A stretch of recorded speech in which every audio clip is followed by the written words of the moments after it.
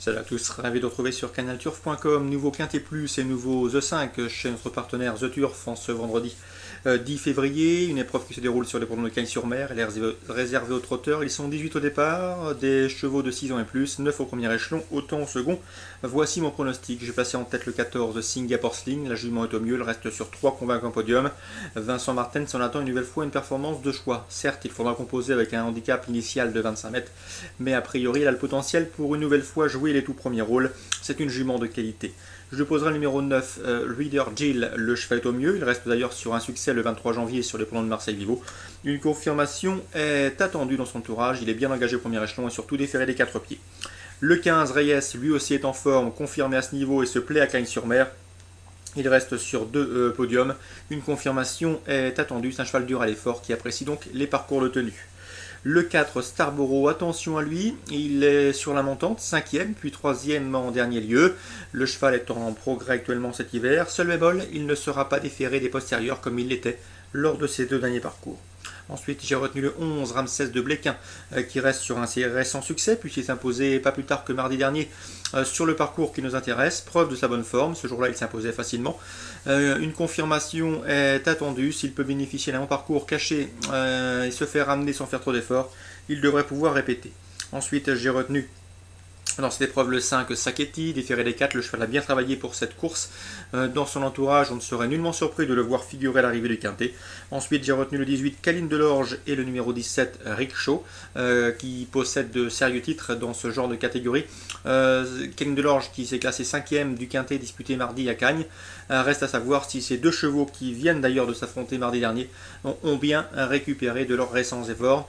Si c'est le cas, ils devraient pouvoir obtenir un très bon classement. Résumé chiffré pour ce Quintet, 14, 9, 15 et 4. Ensuite, pour les places, le 11, le 5, le 18 et le 17.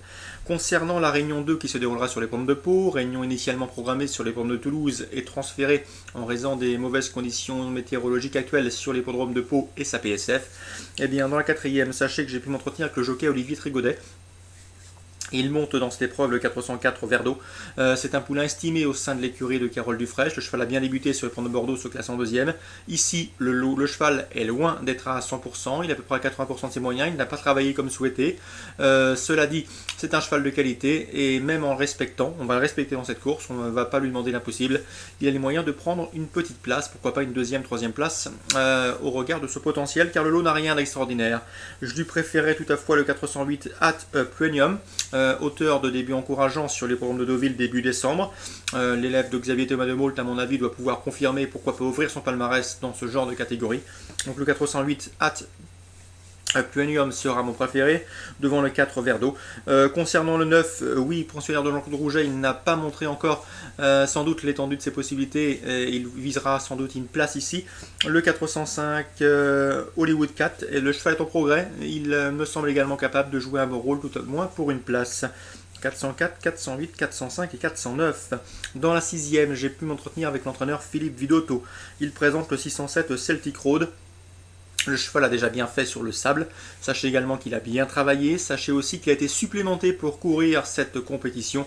Mieux vaut donc s'en méfier, car Philippe Vidotto l'a supplémenté, car le lot s'est creusé d'après lui, et il pense son cheval compétitif dans ce genre de tournoi. Donc le 607 Celtic Road à mettre dans vos jeux couplés, voire trio.